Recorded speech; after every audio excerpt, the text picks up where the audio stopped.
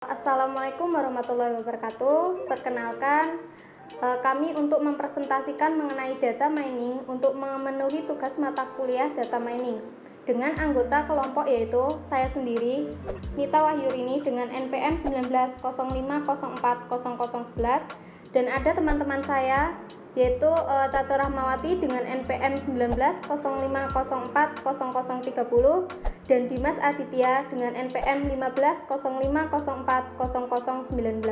Nah, di sini ada data. Apa sih data itu? Data merupakan sekumpulan fakta atau angka dan dapat diolah menjadi informasi yang berguna untuk menentukan suatu keputusan atau dapat diartikan sebagai bahan mentah dari sebuah informasi yang dapat digarisbawahi yaitu fakta ataupun angka. Kemudian informasi itu sendiri adalah data yang sudah dikelola sehingga memiliki nilai. Yang dapat digarisbawahi adalah informasi itu memiliki nilai. Kemudian kita akan membahas pengertian data mining. Menurut Tan Steinbach and Kumar pada tahun 2006 mendefinisikan data mining sebagai proses untuk mendapatkan informasi yang berguna dari gudang basis data yang besar, yang dapat juga diartikan sebagai pengekstraan informasi baru yang diambil dari bongkahan data yang besar untuk membantu dalam pengambilan keputusan atau knowledge discovery. Konsep transformasi data mining yaitu dari raw data akan diubah menjadi informasi yang berguna. Di sini ada proses data mining. Dengan data input dapat disimpan dalam berbagai format seperti flat file, spreadsheet, atau tabel-tabel relasional dan dapat menempati tempat penyimpanan data terpusat atau terdistribusi pada banyak tempat. Hasil dari data mining seringkali diintegrasikan dengan Decision Support System atau DSS. Sebagai contohnya yaitu dalam aplikasi bisnis informasi yang dihasilkan oleh data mining dapat diintegrasikan dengan tool manajemen kampanye produk sehingga promosi pemasaran yang efektif yang dilaksanakan dan dapat diuji. Tujuan data mining explanatory adalah untuk menjelaskan beberapa kondisi penelitian. Yang kedua confirmatory untuk mempertegas hipotesis. Kemudian yang ketiga exploratory menganalisis data untuk hubungan baru yang tidak diharapkan. Ada beberapa tugas yang dapat dilakukan oleh data mining dalam proses pemecahan masalah dan pencarian pengetahuan baru. Ada LAROS untuk yang 2005, Han and Camber itu di 2006, terus Wheaton, Frank and Hale itu di 2011. Di antaranya adalah sebagai berikut.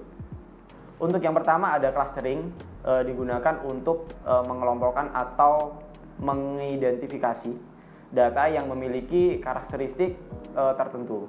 Contoh algoritma sebagai berikut ada K-means, terus ada K-medoids, dan ada yang lain-lain lagi.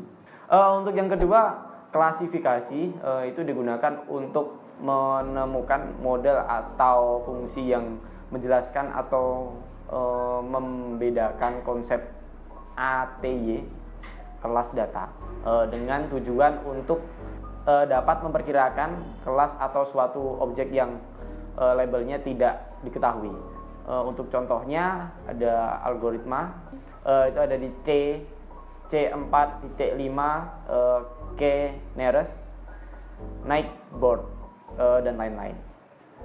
Untuk yang ketiga ada asosiasi, digunakan untuk mengatasi masalah bisnis yang khas, yakni dengan menganalisa tabel transaksi penjualan yang mengidentifikasi produk-produk yang seringkali dibeli bersama oleh customer. Misalnya apabila ada orang yang membeli sambal, biasanya juga dia membeli kecap. Contohnya algoritma APRI Frequent Pattern Growth, FP Growth, dan lain-lain. Untuk yang keempat, estimasi digunakan untuk memperkirakan atau menilai sesuatu hal yang belum pernah ada sebelumnya yang disajikan dalam bentuk hasil. Kuantitatif angka, contoh algoritma regresi linier. Konfidensi interval, estimatis, dan lain-lain. Untuk yang terakhir, yang kelima, ada prediksi. Digunakan untuk memperkirakan atau meramalkan sesuatu kejadian yang belum pernah terjadi. Untuk contohnya ada algoritma decision tree. Di sini kita mengambil contoh dari sebuah artikel yang berjudul Penerapan Clustering pada penduduk yang mempunyai keluhan kesehatan dengan data mining K-means. Dijelaskan bahwa mereka memiliki beberapa tahapan. Pertama, mereka melakukan pengumpulan data. Setelah data diperoleh, akan dilakukan pengolahan data agar dapat dikelompokkan dari satu set menjadi beberapa kelas bagian yang disebut juga clustering. Pada tahap ini, mereka membagi menjadi 3 klaster. Pertama adalah klaster tingkat keluhan kesehatan tinggi, kedua klaster tingkat keluhan kesehatan sedang, yang ketiga klaster tingkat kesehatan rendah. Setelah data terkumpul, akan dilakukan analisa hasilnya, lalu dilakukan penentuan data awal. Berikut adalah data iterasi 1 dengan keterangan bahwa C1 merupakan klaster tingkat tinggi, C2 adalah klaster tingkat sedang, dan C3 adalah klaster tingkat rendah. Pada iterasi 1 menghasilkan data bahwa klaster penduduk tinggi atau C1 terdapat 7 provinsi. Kemudian klaster penduduk sedang atau C2 terdapat 22 provinsi, dan klaster penduduk rendah atau C3 terdapat 5 provinsi lainnya. Proses K-means akan terus beriterasi sampai pengelompokan data sama dengan pengelompokan data iterasi sebelumnya. Berikut adalah data pada iterasi 4. Ini adalah hasil dari pengelompokan data iterasi 4. Terlihat bahwa pengelompokan data yang dilakukan terhadap 4 klaster dengan iterasi 1 menghasilkan hasil yang sama.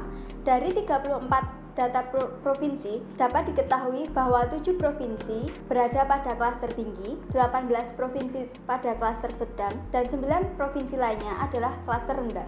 Di sini kita bisa simpulkan bahwa untuk setroid data pada klaster tingkat tinggi yaitu 37,48, setroid data untuk klaster sedang yaitu 27,08, dan setroid data untuk klaster rendah yaitu 14,89, sehingga kita memperoleh nilai berdasarkan indeks penduduk yang memiliki keluhan kesehatan tingkat tinggi sebanyak 7. Kemudian 18 provinsi mendapatkan sedang dan 9 provinsi lainnya termasuk tingkat keluhan kesehatan rendah.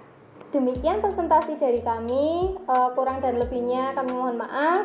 Semoga bermanfaat bagi kita semua. Wassalamualaikum warahmatullahi wabarakatuh.